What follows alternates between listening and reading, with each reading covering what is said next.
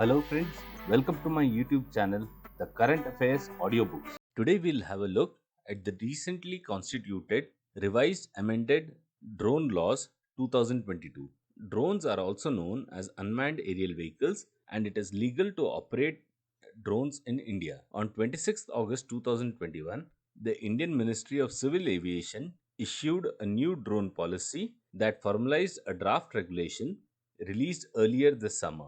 The government has chosen to remove the UAS Rules 2021 and replace them with the liberalized Drone Rules 2021 based on public feedback. Recently, the Civil Aviation Ministry has made huge changes to drone laws in the country. The government has passed the Drone Amendment Rules 2022, which states that remote pilot certificate, which was earlier called as license, will not be required for flying small to medium sized drones up to 2 kgs in size for non commercial purposes. Unmanned aircraft systems are divided into three categories, and each category is further subdivided into three subcategories as shown. Before knowing about the permissions required for flying drones, one must be aware about the various drone classifications segregated by the government. Drones are classified into five types, that is, nano, micro, small, medium, and large. The nano category of drones is less or equal to 250 grams, the micro category between 250 to 2 kgs,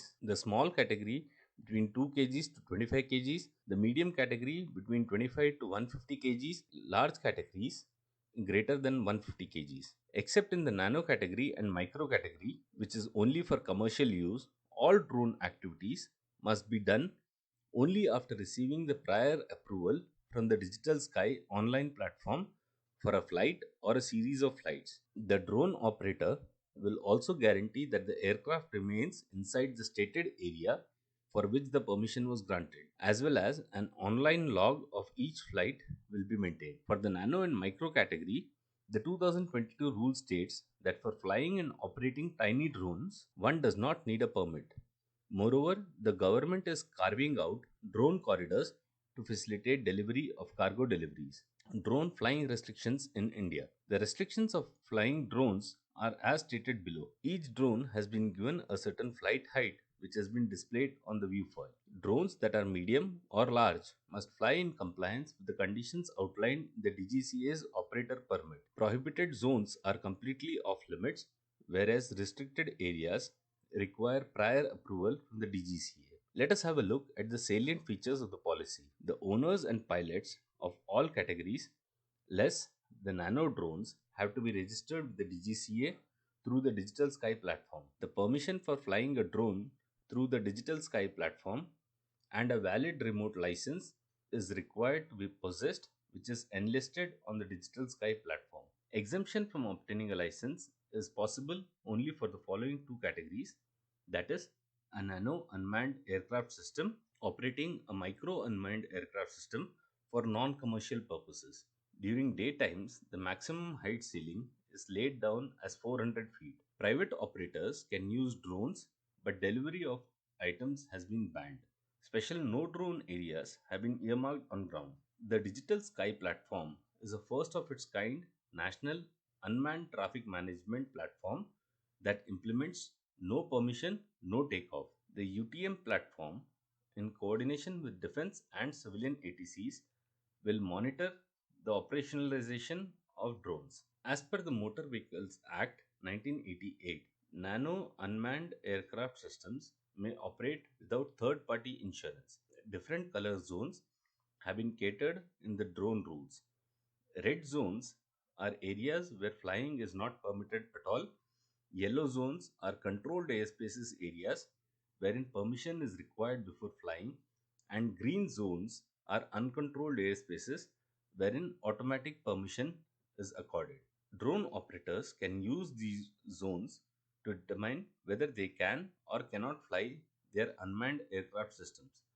The yellow zone, which was previously a 45-kilometer radius around an airport perimeter, has been decreased to a 12-kilometer radius, indicating that drone operations no longer need permission to fly outside 12-kilometer radius around an airport perimeter. The green zone is the airspace up to 400 feet that has not been designated as a red or yellow zone, and up to 200 feet above the area located between 8 to 12 kilometers from the perimeter of an operational airport. With respect to data security, any data collected during a drone operation is the responsibility of the drone pilot. To securely keep or dispose of such data, one must follow appropriate protocols and have the necessary hardware. Furthermore, one must ensure that any data collected during operations is not shared with any third parties without the consent of the person to whom the data relates.